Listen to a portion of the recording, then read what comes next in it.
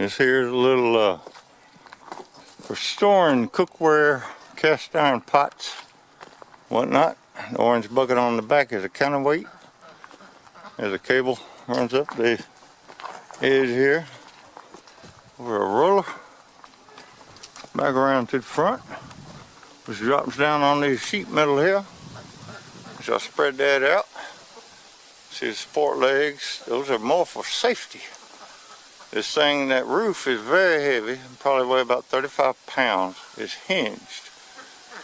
Since I don't have nobody to take the picture for me, let's see if I can back out and come to a point where we can see how it works. It actually goes up real easy, like that.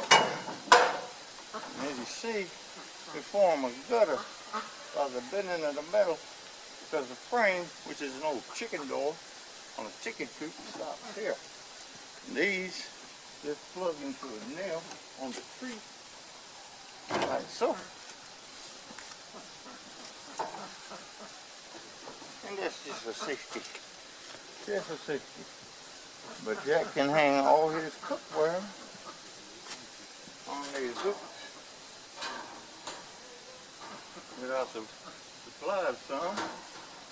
You can make as many as you want and hang his pots and pans. Anyway, an all-in-one. I showing off your stuff for the internet. Whenever.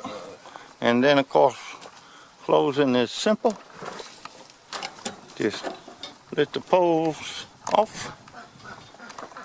And while it will hold itself up,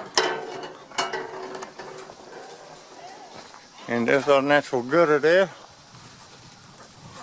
and then it's just a matter of push it down, and of course the sink will be up against it. There she goes.